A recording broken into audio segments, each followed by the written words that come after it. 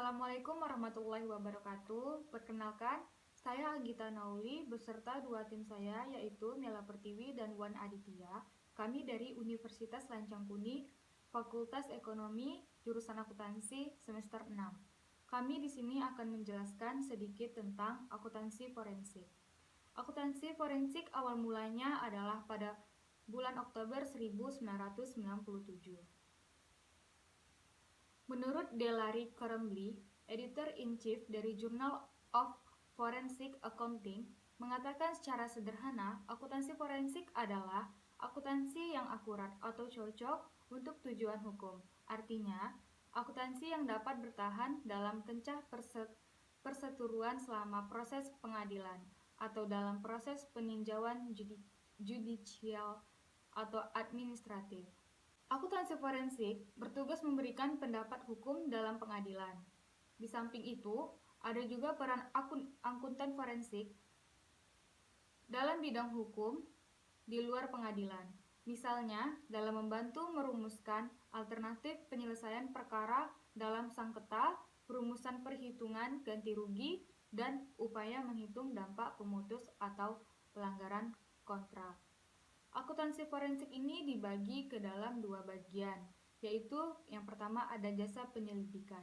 Jasa penyelidikan ini mengarahkan pemeriksa kepada seperti bagian penipuan.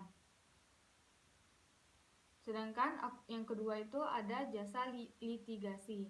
Litigasi ini seperti mengarah ke kasus-kasus perceraian. Untuk menjadi seorang akuntan forensik, harus memperhatikan hal-hal berikut. Yang pertama, memiliki pengetahuan dasar akuntansi dan audit yang kuat. Yang kedua, pengenalan perilaku manusia dan organisasi. Yang ketiga, pengetahuan tentang aspek yang mendorong terjadinya kecurangan. Yang keempat, ada pengetahuan tentang hukum dan peraturan. Yang kelima, pengetahuan tentang kriminologi dan viktimologi. Yang keenam, pemahaman terhadap pengendalian internal. Dan yang terakhir, ada kemampuan berpikir. Akuntansi forensik lebih menekankan pada keanehan dan pola tindakan daripada kesalahan dan keteledoran, seperti pada audit umum. Akuntansi forensik biasanya memfokuskan pada area-area tertentu, misalnya penjualan atau pengeluaran, yang telah terjadi tindak kecurangan baik dari laporan, pihak dalam, atau orang ketiga. Menurut James, ada 9 item kompetensi keahlian akuntansi forensik. Yang pertama ada analisis deduktif. Analisis deduktif ini merupakan kemampuan untuk menganalisis kejanggalan yang terjadi dalam laporan keuangan. Yang kedua ada pemikiran yang kritis, yaitu di mana kemampuan untuk membedakan antara opini dan fakta. Yang ketiga, pemecahan masalah yang tidak terstruktur. Yang keempat, ada fleksibilitas penyidikan, yaitu di mana kemampuan untuk melakukan audit di luar ketentuan prosedur yang berlaku. Yang kelima, keahlian analitik. Keahlian analitik ini merupakan kemampuan untuk memeriksa apa yang seharusnya ada, bukan apa yang telah ada. Yang keenam, komunikasi lisan. Komunikasi lisan ini merupakan kemampuan untuk berkomunikasi secara efektif secara lisan, melalui kesaksian ahli dan penjelas umum tentang dasar-dasar opini. Yang ketujuh, komunikasi tertulis. Yang kedelapan, pengetahuan tentang hukum. Dan yang terakhir ada komposur. Komposur ini merupakan kemampuan untuk menjaga sikap untuk tetap tenang meskipun dalam situasi tertekan. Kemudian, menurut Widiana Winawati, Direktur PwC, seorang akuntan forensik harus memiliki multitalenta. Selain itu, seseorang akuntan forensik harus memiliki sejumlah sifat dasar, antara lain seperti hati-hati, mampu menjaga rahasia pekerjaannya, kreatif, pantang menyerah, punya rasa ingin tahu yang besar, percaya diri, serta yang paling penting adalah jujur. Pada dasarnya, cakupan akuntansi forensik adalah fraud. Fraud ini dibagi atas 3 kelompok, yaitu yang pertama ada korupsi, yang kedua ada penjarahan aset, Dan yang ketiga ada laporan keuangan yang dengan sengaja dibuat menyesatkan. Sorotan utama mengenai fraud pada umumnya dan korupsi pada khususnya adalah pada kelemahan corporate governance atau kelemahan di sektor korporasi. Tetapi prinsip umumnya adalah kelemahan di sektor governance, baik korporasi maupun pemerintahan. Pihak-pihak yang terlibat dalam fraud ini yaitu ada employee fraud, manajemen fraud, supplier atau vendor, customer, KAP, bank, pajak, instansi pemerintah, dan lain-lain. Faktor-faktor yang mendorong terjadinya fraud itu salah satunya yaitu yang pertama ada tekanan. Tekanan ini merupakan motivasi seseorang melakukan fraud, misalnya motivasi ekonomi, alasan emosional seperti iri, cemburu, balas dendam, kekuasaan, gengsi, dan nilai. Dan kemudian ada juga kesempatan. Kesempatan ini maksudnya kondisi yang memungkinkan seseorang melakukan atau menutupi tindakan tidak jujur. Kemudian akan dilanjutkan oleh rekan saya yaitu Miala Pertiwi. Baiklah, selanjutnya saya akan menjelaskan tentang teori fraud. Ada 3 hal yang mendorong terjadinya suatu tindakan fraud, yaitu pressure atau dorongan, opportunity atau peluang, dan rasionalisasi. Baiklah, yang pertama adalah pressure. Pressure adalah suatu dorongan yang menyebabkan seseorang melakukan tindakan fraud. Contohnya adalah utang atau tagihan yang menumpuk, dan gaya hidup mewah. Pada umumnya yang mendorong terjadinya fraud adalah kebutuhan atau masalah finansial. Tapi banyak juga yang terjadi karena adanya suatu tindakan kekerasan. Yang kedua adalah opportunity. Opportunity adalah peluang yang memungkinkan terjadinya fraud. Biasanya disebabkan oleh internal control suatu organisasi yang lemah, kurangnya pengawasan, dan penyalahgunaan wewenang. Di antara 3 elemen fraud, opportunity merupakan elemen yang paling memungkinkan untuk meminimalisir melalui penerapan proses, prosedur dan kontrol dan upaya deteksi dini terhadap fraud. Selanjutnya adalah rasionalisasi, merupakan elemen yang paling penting dalam terjadinya fraud, di mana pelaku mencari kebenaran atas tindakan yang dilakukannya. Misalnya adalah bahwasanya tindakan yang ia lakukan adalah untuk membahagiakan keluarganya. Selanjutnya adalah kategori fraud. Yang pertama adalah penyalahgunaan wewenang atau jabatan. Adalah kecurangan yang dilakukan oleh individu-individu yang bekerja dalam suatu organisasi atau perusahaan untuk mendapatkan keuntungan pribadi. Yang kedua adalah kecurangan organisatoris, yaitu kecurangan yang dilakukan oleh organisasi itu sendiri demi keuntungan atau kepentingan organisasi itu sendiri. Yang ketiga adalah skema kepercayaan. Dalam kategori ini pelaku membuat suatu skema kecurangan dengan menyalahgunakan kepercayaan korban. David et al. Mengelompokkan fraud dalam 3 kategori atau 3 kelompok, yaitu yang pertama, fraud yang sudah ada tuntutan hukumnya tanpa memperhatikan keputusan pengadilan. Yang kedua adalah fraud yang ditemukan namun belum ada tuntutan hukumnya. Yang ketiga adalah fraud yang belum ditemukan. Dari ketiga definisi tersebut, David et al. Memperkirakan bahwa dari fraud universe, kelompok 1 hanya 20%, sedangkan kelompok 2 dan 3 masing-masingnya itu 40%. Kesimpulan yang dapat kita ambil adalah lebih banyak yang tidak diketahui dari yang diketahui. Selanjutnya adalah faktor-faktor yang mempengaruhi terjadinya fraud. Yang pertama adalah pengendalian internal suatu organisasi atau perusahaan tidak ada atau lemah, atau dilakukan dengan longgar dan tidak efektif. Yang kedua adalah pegawai yang dipekerjakan tanpa memikirkan kejujuran dan integritas mereka. Yang ketiga adalah model manajemen sendiri melakukan fraud, tidak efisien dan tidak efektif, serta tidak taat terhadap hukum dan peraturan yang berlaku. Di Indonesia sendiri menggambarkan fraud dalam 3 kelompok, yaitu kolusi, korupsi, dan nepotisme. Selanjutnya adalah usaha mengurangi fraud. Usaha atau cara yang dapat dilakukan suatu kelompok atau perusahaan untuk mengurangi timbulnya fraud adalah: 1. Personal screening, definisi pekerjaan, pemisahan tugas, dan etika profesional.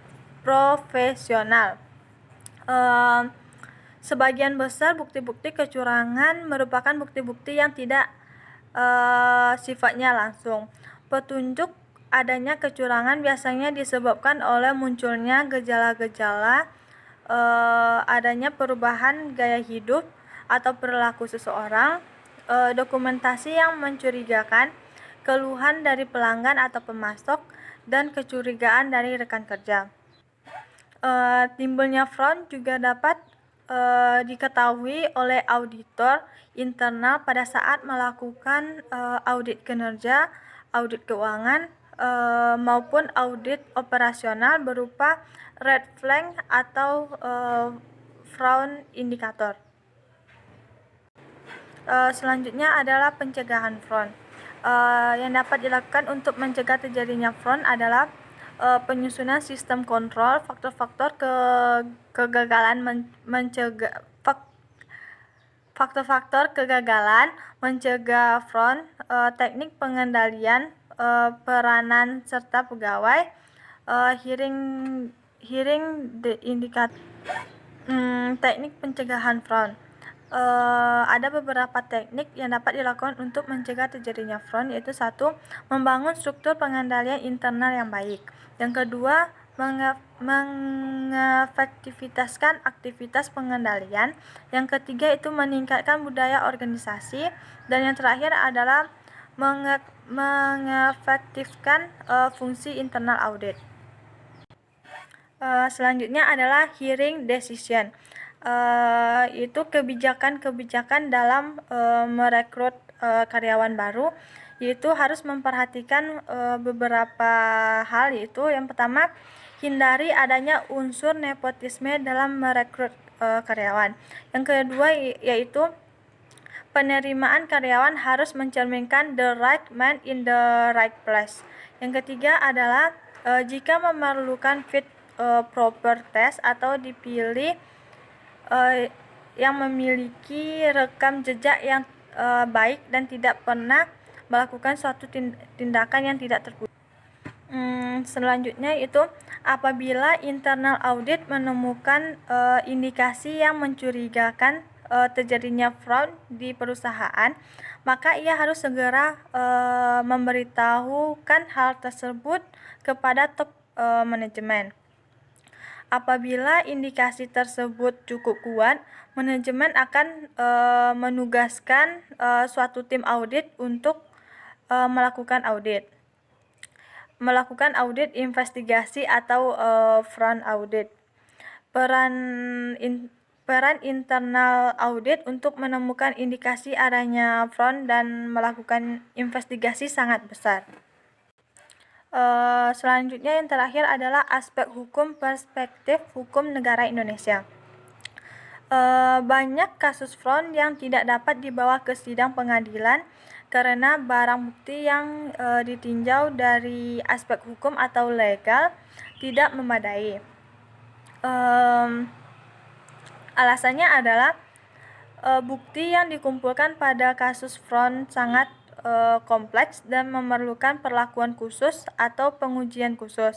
Oleh karena itu, bukti harus ditangani secara hati-hati untuk mencegah penolakan dalam pengadilan dan agar diperhatikan aspek hukum sehingga apabila digunakan sebagai bahan bukti memiliki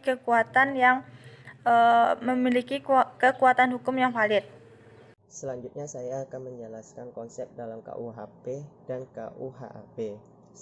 Alat bukti yang sah. Alat bukti yang sah merupakan salah satunya menurut Undang-Undang Nomor 31 Tahun 1999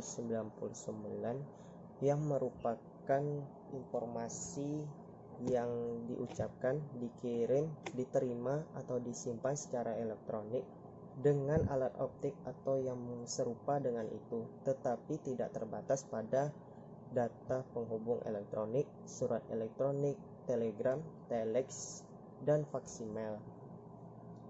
Yang kedua, pembalikan beban pembuktian.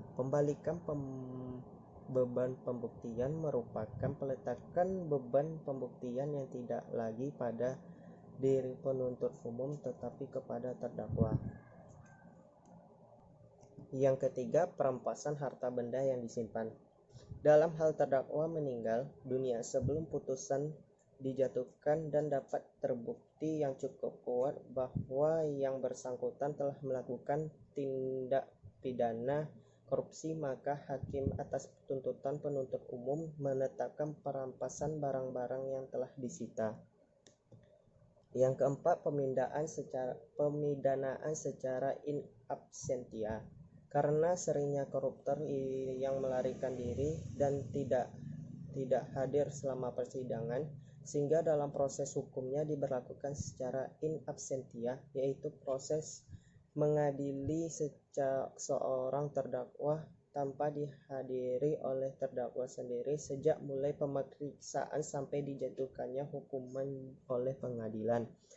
Yang kelima, memperkaya versus menguntungkan. Istilah tersebut dalam proses hukum berbeda. Memperkaya bermakna adanya tambahan kekayaan, sedangkan menguntungkan bermakna keuntungan material dan imaterial. Pembuktian memperkaya lebih sulit daripada menguntungkan.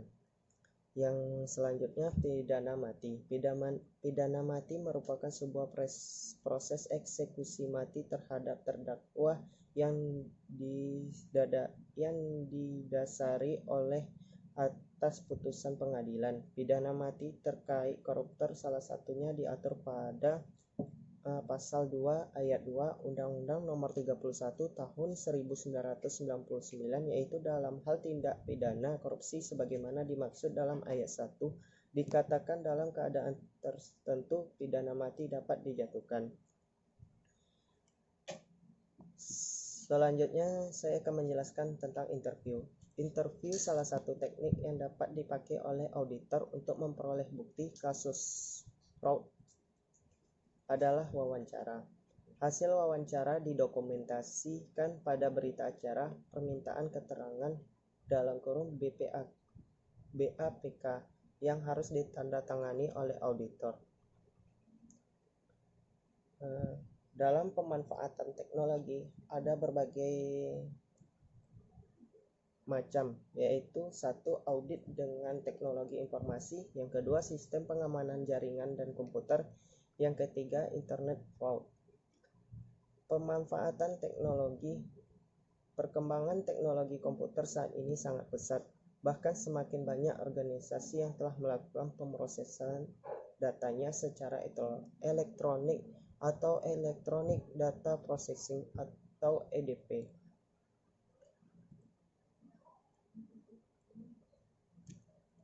Sistem pengamanan jaringan dan komputer. Mengingat komputer frame dewasa ini semakin meningkat dan cara untuk melindungi perusahaan dari komputer fraud sangat terbatas. Komputer fraud meliputi tindakan ilegal yang mana pengetahuannya tentang teknologi komputer adalah sangat esensial untuk perpetration, investigation, dan prosecution.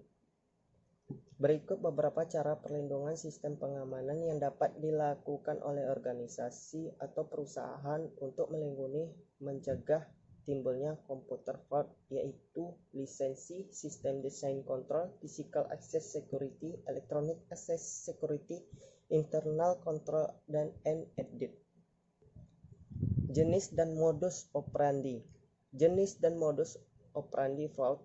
1. Korupsi, penyalahgunaan aset. Yang ketiga, rekayasa laporan. Korupsi. Menurut ACFE, korupsi terbagi dalam kategori pertentangan kepentingan, suap, pemberian ilegal, dan pemerasan. Penyalahgunaan aset. Jenis-jenis penyalahgunaan aset. 1. Kecurangan kas. 2. Kecurangan dan persediaan aset lainnya. Yang ketiga, pengeluaran biaya secara curang. Rekayasa laporan. Rekayasa laporan yang sering terjadi di perusahaan sebagai berikut: kecurangan pelaporan keuangan, manajemen laba, income submitting. Kecurangan pelaporan keuangan. Fraud financial reporting adalah perilaku yang disengaja atau ceroboh, baik dengan tindakan atau penghapusan, yang menghasilkan laporan keuangan yang menyesatkan. Penyebab fraudulent financial reporting. 1. Manipulasi, falsifikasi, alterasi dan atas catatan akuntansi dan dokumen pendukung atas laporan keuangan yang disajikan. 2. Salah penyajian atau kesalahan informasi yang signifikan dalam laporan keuangan. Yang ketiga, salah penerapan dari prinsip akuntansi yang berhubungan dengan jumlah, klasifikasi, penyajian, dan pengungkapan. Penyebab fraudulent financial reporting. Fraudulent financial reporting juga dapat disebabkan adanya korupsi antara manajemen dengan auditor independen. Salah satu upaya untuk mencegah adanya kolusi tersebut, maka perlu dilakukan rotasi auditor independen dalam melakukan audit suatu perusahaan. Investigasi fraud. Investigasi fraud meliputi pembuktian, kesaksian, dan laporan. Pembuktian. Agar audit investigasi yang dilakukan oleh auditor dapat optimal serta menghasilkan pembuktian yang meyakinkan, maka auditor harus menguasai beberapa teknik investigasi sebagai berikut. 1. Teknik penyamaran. 2. Teknik wawancara. Yang ketiga teknik merayu untuk mendapatkan informasi. Yang keempat, mengerti bahasa tubuh. Yang kelima, dapat dilakukan dengan bantuan software atau seperti CAT.